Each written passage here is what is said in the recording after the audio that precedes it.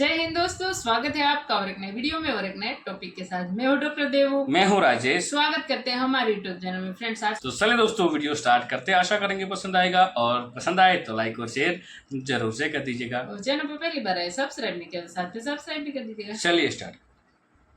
सुबह देखने में आया कि बहुत से लोग, एक एनजीओ है हिंदू एक्शन के नाम से, उन्होंने इकट्ठे होकर यूनाइटेड नेशन के ऑफिस की बिल्डिंग के बाहर प्रोटेस्ट किया। बहुत ज्यादा और सेक्टर से लोग साथ मिले और एक बड़ा प्रोटेस्ट रिकॉर्ड किया। तो उसका नतीजा हमें ये मिला कि जो यूनाइटेड नेशन के स्पोक्स पर्सन है, उनकी तरफ से आज स्टेटमेंट आई है और उन्होंने कंडेम किया है इस चीज को कि बिल्कुल भी माइनॉरिटीज के साथ बांग्लादेश पे भारी पड़े, क्योंकि मोदी साहब ने भी बांग्लादेश को वार्न किया है कि हिंदुओं के ऊपर अटैक्स जो है ना आप बंद कर दें। आज इसराइल ने भी कहा, जो कि आपको पता है बहुत बड़ी ताकत है, उसकी एजेंसीज बड़ी स्ट्रॉन्ग है।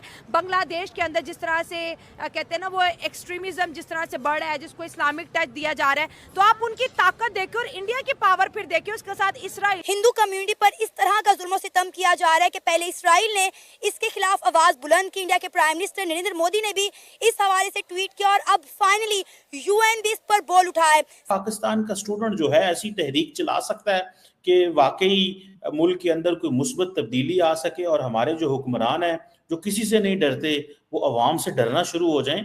क्या समझते हैं आप ताड़ साहब, ये तब्दीली आ सकती है कभी बांग्लादेश स्टाइल पाकिस्तान में भी? इंडियन गवर्नमेंट की मैं बात करूं ना, तो फिर मैं ये सोचता हूं कि पाकिस्तान बनना ही नहीं चाहिए था।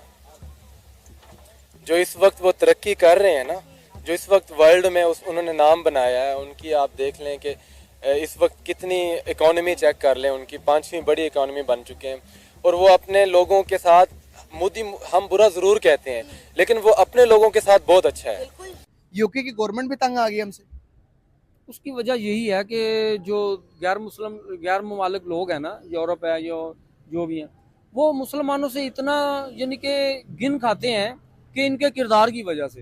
इसराइल किस चीज की हिमायत लेने के लिए आ गया है इंडिया के साथ, उसको किस चीज की हमदर्दी है? ठीक है, पहली बात तो ये है कि अगर इस तरह का कोई काम हो रहा है, मेरे नॉलेज में नहीं है, मैंने नहीं सुना।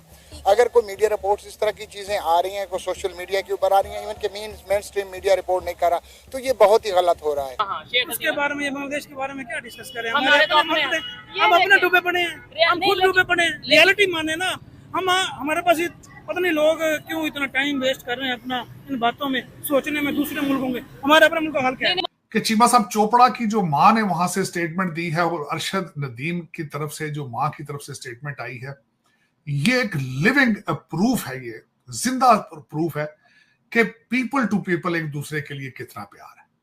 मुसलमानों का इस वक्त मौजूदा हालात जो है ना, जहां भी देखें, ये एक अपनी छोटी सी जो है ना इनकम के लिए, छोटे छोटे मामलात के लिए अपने दीन को भेज देते।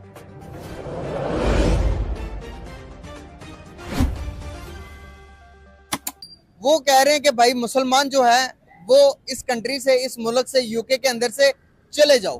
तो ऐसा क्यों हो रहा है सर हम पर?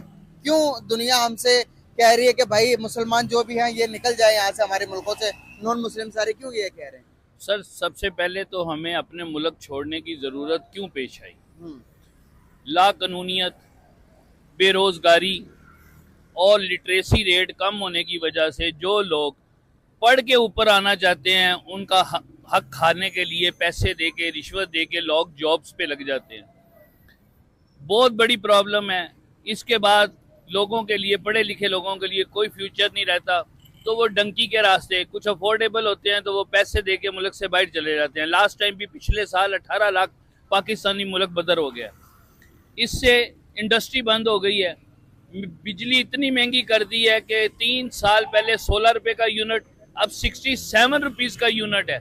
समझ नहीं आ रही कि सारे टैक्सेस देने के बाद भी एफबीआर जो है लोगों को पकड़ रहा है। हर चीज़ का टैक्स ले रहे हैं, घी पे टैक्स ले रहे हैं, चीनी पे टैक्स ले रहे हैं, आटे पे टैक्स ले रहे हैं। इसके बावजूद भी जी एफबीआर में रजिस्टर्ड हो जाए। और नॉन रजिस्टर्ड आदमी सबसे ज़्यादा टैक्स देता है। रजिस्टर्ड आदमी तो सिर्फ एक चीज़ का टैक्स देता है, अगर वो मिल मैन है तो अपनी मिल का टैक्स देता है। जो गरीब आदमी है उसने कपड़ा भी लेना है तो टैक्स देना है, उसने खुराक खानी है टैक्स देना है।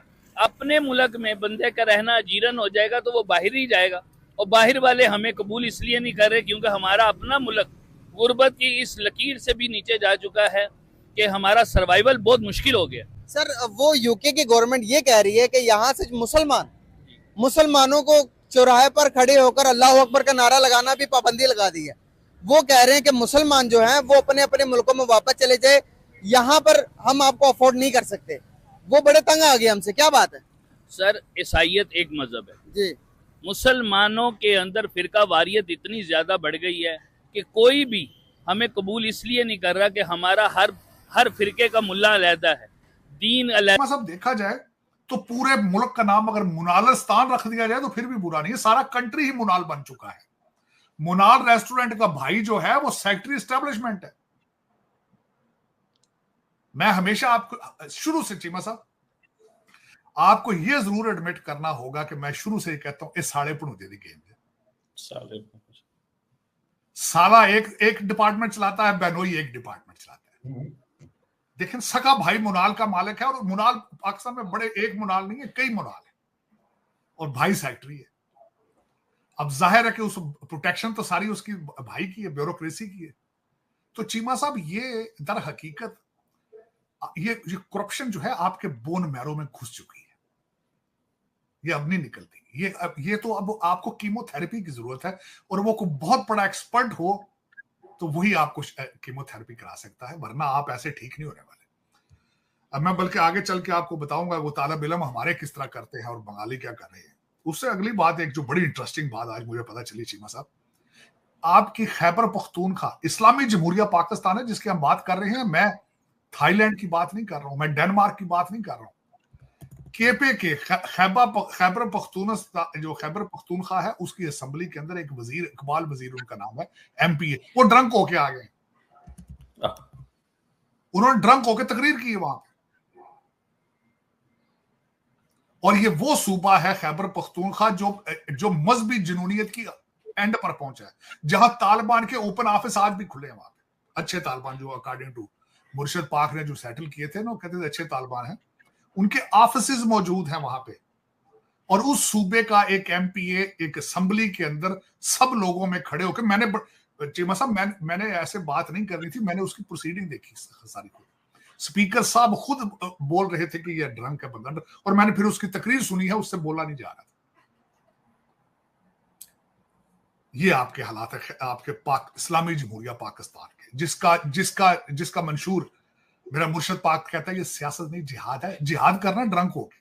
चल चिमा साहब उसके बाद आगे चलते हैं। आगे इस वक्त आप बात कर रहे थे जब कि बांग्लादेश, हमारे पड़ोस में बांग्लादेश के अंदर आज की सबसे बड़ी खबर ये है कि चिमा साहब बांग्लादेश के 2 शहरों में हसीना वाजिद के हक में 2 जुलूस निकाले गए 2 शहरों, और फौज की एक गाड़ी को नजर आतिश भी कर दिया गया।